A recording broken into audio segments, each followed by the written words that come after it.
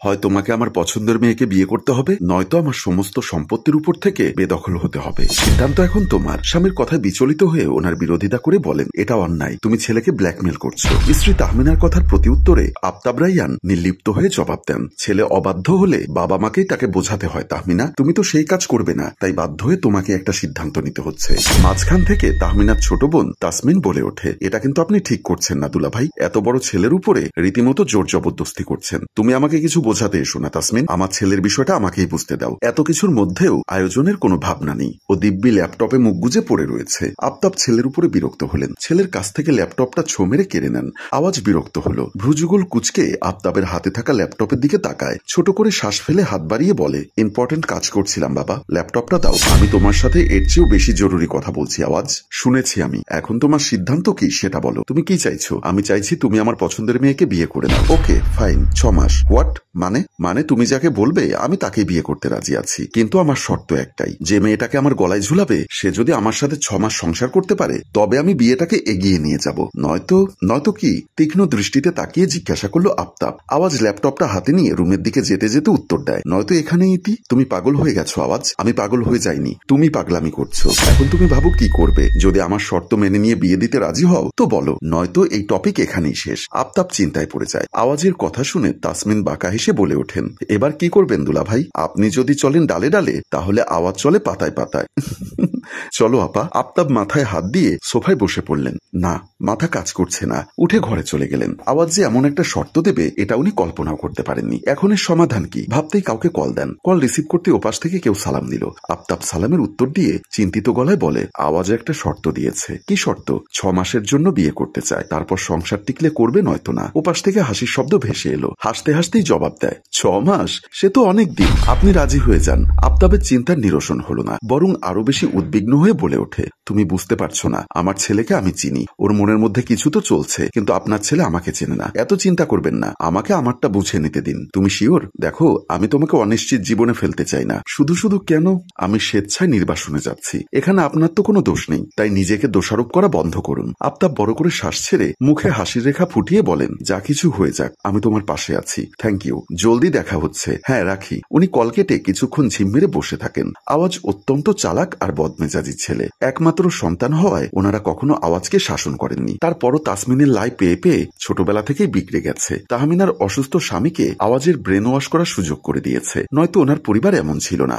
আফতাব বড় আশা নিয়ে আওয়াজের বিয়ে ঠিক করেছেন। সংসারের যা পরিস্থিতি, তাতে একজন বুদ্ধিমতী সাহসী মেয়েই পারবে সংসারের হাল ধরতে, আওয়াজের উগ্র স্বভাবকে বাগে আনতে। কোনো আয়োজন ছাড়াই ঘরোয়াভাবে আওয়াজের বিয়েটা হয়ে যায়। মেয়ের পরিবারে কে কে আছে, বাড়ি কোথায়, এমনকি মেয়ের নাম কি এটাও আওয়াজ জানে না। জানার ইচ্ছা বা আগ্রহ কোনোটাই হয়নি। আওয়াজের পাশে দাঁড়িয়ে আছে ওর সদ্য বিয়ে করা বধূ রয়েছে, অথচ আওয়াজ একবারও তার দিকে ফিরে তাকালো না। তবে মনে মনে একটু অবাক হয়েছে। ও তো শুনেছিল গ্রামের মেয়েরা বিদায়ে অনেক কান্নাকাটি করে, অথচ ওর বউয়ের ন্যূনতম নাক টানার শব্দ কানে আসেনি। বাড়ি পৌঁছাতে তখন রাত্রি 9টা। ভেতরে এসো মা। নববধূর শাড়ি সামলে আস্তে করে পা বাড়ায়। ততক্ষণে আওয়াজ ওর ভারী কদম ফেলে বাড়ির দরজা পর্যন্ত পৌঁছে গেছে। আফতাব ছেলের কাণ্ড দেখে চরম বিরক্ত হলেন, সাথে সাথে আফসোসও হলো, কোথাও উনি ভুল করে ফেললেন না তো। তাও নতুন বৌমাকে নিয়ে বাড়ির ভেতরে ঢুকলেন। এদিকে আফতাব বাড়ির ভেতরে ঢুকতেই আরেক দফা অবাক হলেন। তাহমিনা ঘরের ভেতরে বসে আছে। তার স্ত্রী তাহমিনা এই বিয়েতে খুশি নন আগে থেকেই। ওর মতে ছেলেকে জোর করে বিয়ে দেওয়া হচ্ছে, যা তিনি মোটেও মেনে নিতে পারছেন না। আফতাব হতাশ হলেন। ওনার স্ত্রী যে নতুন বউয়ের সামনে ওনাকে এভাবে অপদস্থ করবে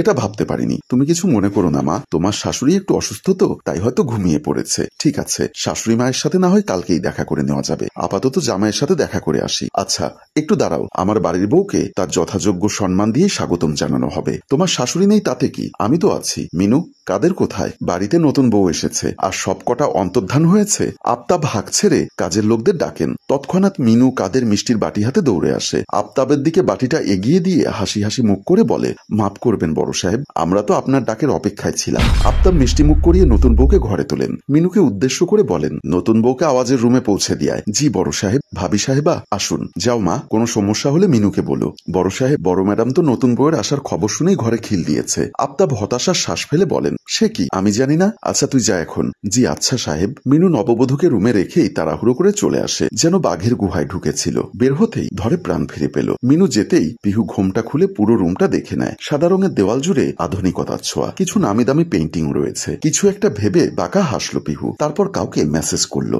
আফতাব মেসেজটা পেয়ে মিনুকে দিয়ে ওদের রুমে পান আর দুধের গ্লাস রেখে আসতে বলে দিলেন। ততক্ষণে পিহু বিছানার উপরে এলোমেলো হয়ে থাকা বিছানাটা গুছিয়ে নেয়। নিশ্চয়ই একটু আগে এই অবস্থা করেছে। তবে যত চাই করুক, পিহু ওর বাসরকে কিছুতেই পণ্ড হতে দেবে না। আওয়াজ বারান্দাতেই ছিল। ওর আসার শব্দ শুনে পিহু নিজেকে গুছিয়ে নিয়ে বিছানার মাঝখানে ঘোমটা টেনে বসলো। আওয়াজ রুমে এসেই দেখে সব আগের মতো ঠিকঠাক করা, অথচ সে আগে এসব এলোমেলো করেছিল। তাহলে এগুলো আবার ঠিক করলো কে? তখনই চোখ দিল বিছানার ঠিক মাঝ বরাবর বসে থাকা পিহুর দিকে। ওর বিনা অনুমতিতে বিছানায় বসার জন্য রাগ হলো ভীষণ। রাগে হাত মুষ্টিবদ্ধ করে কর্কশ গলায় ধমকে ওঠে, তোমার সাহস হলো কি করে আমার বিছানায় বসার? পিহু আওয়াজের কথার প্রতি উত্তরে বলে ওঠে, দরজা কি তুমি বন্ধ করবে না আমি বন্ধ করব?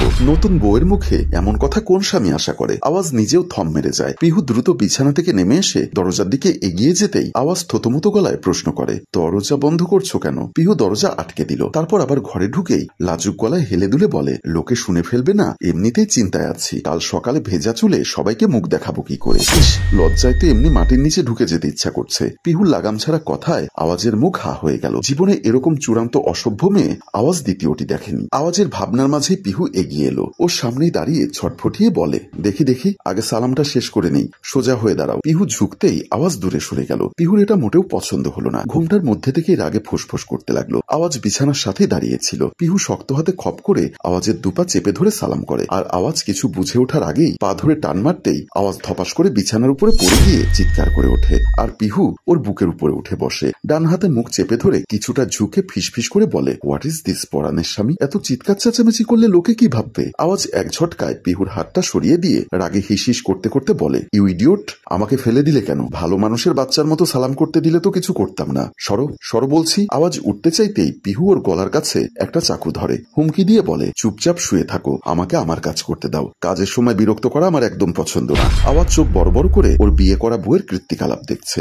মুহূর্তেই ওর মনটা হায় হায় করে নিজেকে বলে ওঠে, এই ছিল তোর বাপের মনে? বিয়ে দেওয়ার নামে একটা ডাকাতকে তোর গলায় ঝুলিয়ে দিয়েছে। দুধের গ্লাস আওয়াজকে এগিয়ে দেয়। পুরোটা শেষ করবে না, শেয়ারে খেতে হবে। আওয়াজ নাক সিটকালো, তুমিই খাও। ইস, বললেই হলো, নিয়ম তো নিয়মই, নয়তো এটা দিয়ে তোমার পেট ফুটো করে দিব। এ শোধ আমি নিয়েই ছাড়বো মিস। নামটা আওয়াজের মনে আসছে না দেখে পিহু নিজের পরিচয় দিয়ে বলে, মিসেস প্রত্যুষা রহমান পিহু। সে যাই হোক, আমি এর প্রতিশোধ নিয়েই ছাড়বো, সে পরে দেখা যাবে। এখন খেয়ে নাও। ধরো। ভয় দেখিয়ে আওয়াজকে দিয়ে বাকি নিয়মটুকু পিহু পালন করিয়ে নিল। তারপর তার উপরে শুয়ে বলে, সরি মাই ডিয়ার পরাণের স্বামী, অনেক ক্লান্ত আমি, তাড়াতাড়ি একটু আদর করব, তারপর দুজনে ঘুমিয়ে যাব। এখন থেকে এভাবেই তোমাকে প্রতিদিন জ্বালাবো আমার পরাণের স্বামী। আওয়াজ বুঝতে পারলো তার কপালে অনেক দুঃখ আছে। সম্মানিত ভিউয়ার্স, আমাদের আজকের গল্পটি কেমন লাগলো অবশ্যই কমেন্ট বক্সে জানাতে ভুলবেন না। গল্পটির দ্বিতীয় পর্ব দেখতে চাইলে শেয়ার করে আমাদের সাথেই থাকুন। গল্পটির ভাবনা ও পরিচালনায় অভি, ক্যামেরায় শিহাব ও শাকিল এবং প্রযোজনায় মঞ্জুর মোর্শেদ। ধন্যবাদ।